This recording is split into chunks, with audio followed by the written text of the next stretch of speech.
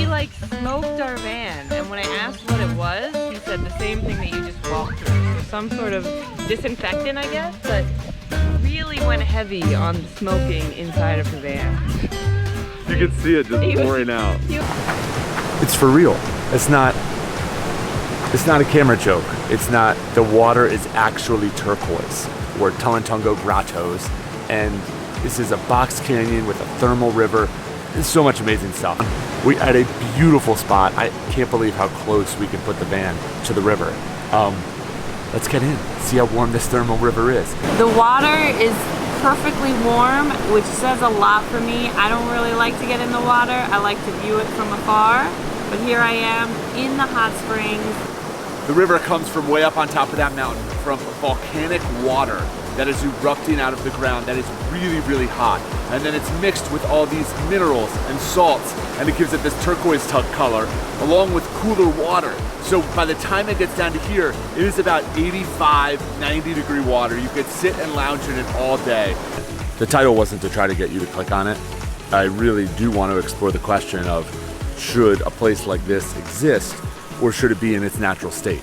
But first I just gotta show you the place because it's just epic.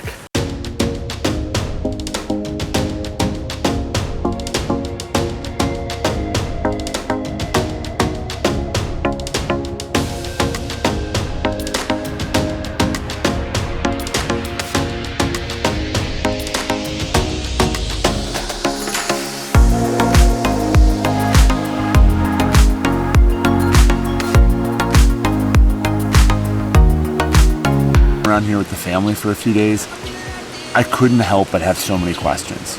Who owns this? Who manages the property? Should it be in its natural state? What's the history behind it and how did it get here? Let's dive into a couple of those things. So only being here for a few days, I can only draw a conclusion off so much information, but I'm gonna form my own opinion. If you have a different opinion or if you have something to add to the conversation, I would love if you drop a comment below. The property is actually owned by the Cooperative Ejido Society of the Tolantongo Grottos, which consists of 112 families. Mind blown. 112 different families own the cooperative of this land that this resort or park is on. That is insane. Trust me, it gets even better. This cooperative was formed over 30 years ago, and these families actually own over 5,000 acres in the Hidalgo state. But only 40 acres is actually open to the public. Now, when you have 112 families in a cooperative and you're dealing with land and money and tourism, there is bound to be a massive amount of disagreements. And they actually got off to a pretty rough start. First off, I want to set the tone for the area. The Hidalgo state, from the research I did and from the videos I watched, was not a desirable place that people wanted to be. Especially these 112 families that were a big population of the area. People would often go to Mexico City or even to the United States to chase the American dream.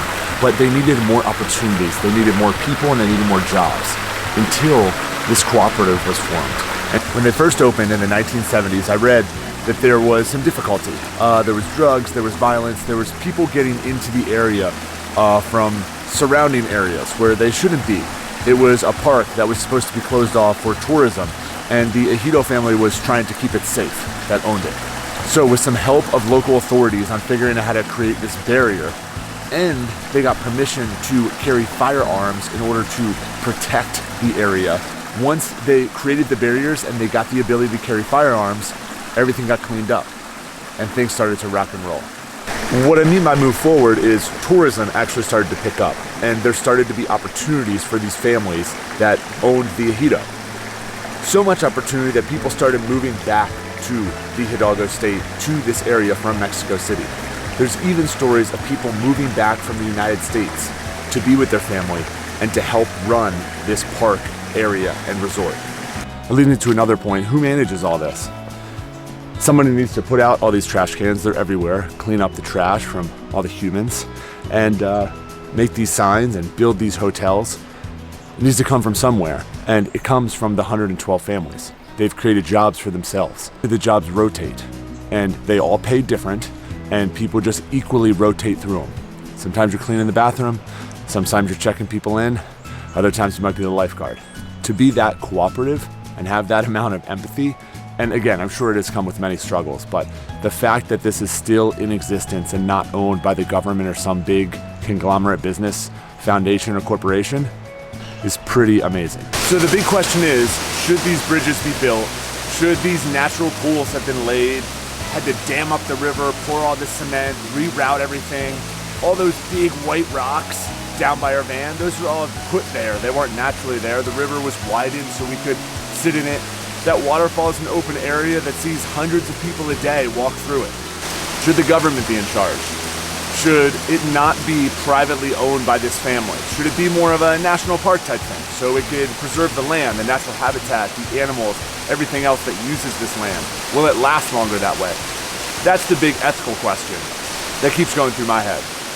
I err on the side of yes, it should exist. After looking around and experiencing this, being around some local families and people who enjoy this, the grounds are way less developed than some of the places that we visit in the United States that are natural wonders of the world. They've kept it pristine, very respected area. Overall, I think this is just a beautiful wonder. It's a beautiful place to visit that really is giving all the visitors here a piece of what true nature is all about. After being here, it's hard for me to say that government or private business should have stepped in to preserve the land and the natural beauty. I'm sure wildlife and plant life were affected, and that does not sit well with me. But for the people of this state, this area that sits inland in the hot desert climate of Mexico, a place that is usually filled with poverty and people seeking a better life, this is giving them something different. 112 families have worked together without big business or government stepping in. They have not been corrupt, they have not destroyed the area, they have not charged too much, scared people away, or blew an amazing opportunity. They worked together, and I'm sure with 112 families there were some major disagreements.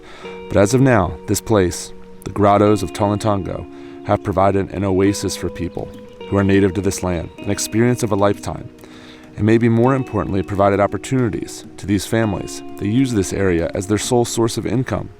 From the outside looking in, the Cooperative Ejido Society of the Tolantongo Grottos have done a knockout job to bring this place to life in its natural state and provide a living for their families. If you have more facts, let me know. If you have ideas on what I presented, let me know. I would love to know what you think.